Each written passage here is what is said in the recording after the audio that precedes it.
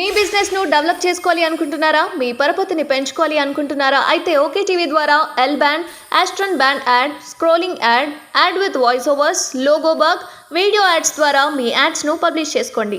సంప్రదించవలసిన phone number 8520917933. IPL టికెట్లు black దందా, హెచ్సిఏ తీరుపై దానం ఆగ్రహం, సీఎంకు ఫిర్యాదు చేస్తానని వెల్లడి. దొంగలు కూడా దొంగతనం చేసిరని చెప్పి బహిరంగ ఒప్పుకుంటారంటే దానం నాగేందర్ అన్న ఇక ఎంత మంచి పని చేస్తేవే, నీ నోటి నుంచే నానే ఈ మాట వచ్చింది సీఎంకు. ఏం నీకు టికెట్లు అమ్మలేదా ఏంది దానం నాగేందర్కి టికెట్లు అమ్మనట్టున్నారు. జర ఫ్రస్ట్రేషన్కి గురవుతుండ అన్న. బట్ మొత్తానికైతే మంచి విషయమే చెప్పిండు. ఏమని? హెచ్సిఏ 100 కోట్లకు పైగా పాగా వేసింది, నొక్కేసింది, బ్లాక్ దందాలు టికెట్లు అమ్ముకుంది, ప్రజలను రోడ్ల మీద నించోబెట్టింది, సామాన్య నోట్ల మట్టి కొట్టింది. విఐపీలు వివిఐపీలు మాత్రమే మంచిగా కూర్చొని పాప్కార్న్లు తినుకుంటా సెలబ్రిటీలు వీళ్ళందరూ కలిసి ఐపీఎల్ ఎంజాయ్ చేసారు. మిగతా వాళ్ళందరూ రోడ్లపైనే ఉన్నారు, నించున్నారు, స్టాండింగ్ పొజిషన్లో బ్లాక్ టికెట్లు అమ్ముకున్నారు. బ్లాక్ దందా జరిగింది. 100 కోట్లకు పైగా ఈ ఐపీఎల్ మ్యాచ్లో ఈ హెచ్సిఏ ప్రెసిడెంట్ ఆస్తులు కూడా కొట్టుకున్నారు. 100 కోట్ల పైసలు, 100 కోట్లకు పైగా ఈ డబ్బులన్నీ కూడా బ్లాక్ దందా ద్వారా వచ్చినటువంటి పైసలు.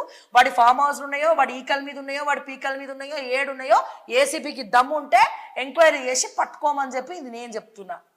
ఓకే, హెచ్సిఏ మీద ఎంక్వైరీ జరపాలి. మెగా కృష్ణారెడ్డి మొత్తం కూడా ఉప్పల్ స్టేడియంని కొనేసిండు.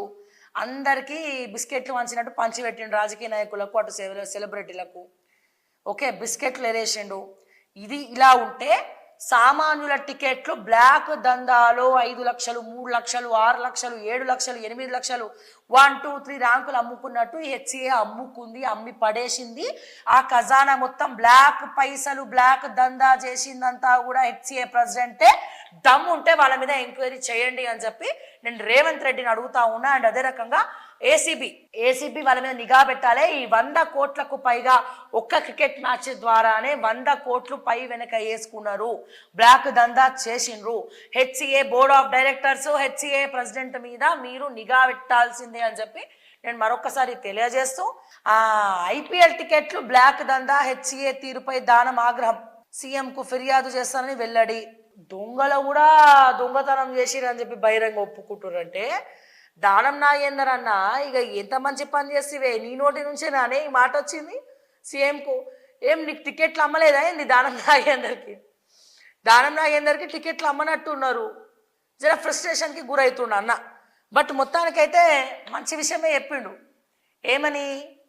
హెచ్సిఏ 100 కోట్లకు పైగా పాగా వేసింది, నొక్కేసింది, బ్లాక్ దందాలు టికెట్లు అమ్ముకుంది, ప్రజలను రోడ్ల మీద నించోబెట్టింది, సామాన్య నోట్ల మట్టి కొట్టింది.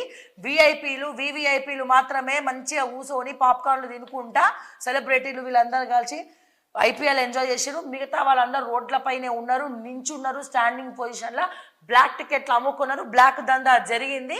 100 కోట్లకు పైగా ఈ ఐపీఎల్ మ్యాచ్లో ఈ హెచ్సిఏ ప్రెసిడెంట్ ఆస్తులు కూడా కొట్టుకున్నారు. 100 కోట్ల పైసలు, 100 కోట్లకు పైగా ఈ డబ్బులన్నీ కూడా బ్లాక్ దందా ద్వారా వచ్చినటువంటి పైసలు.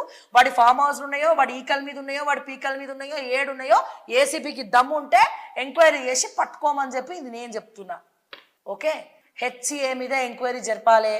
మెగా కృష్ణారెడ్డి మొత్తం కూడా ఉప్పల్ స్టేడియంని కొనేసిండు.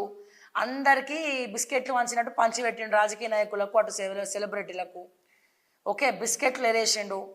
ఇది ఇలా ఉంటే సామాన్యుల టికెట్లు బ్లాక్ దందాలో 5 లక్షలు, 3 లక్షలు, 6 లక్షలు, 7 లక్షలు, 8 లక్షలు, 1, 2, 3 ర్యాంకులు అమ్ముకున్నట్టు హెచ్సిఏ అమ్ముకుంది, అమ్మి పడేసింది.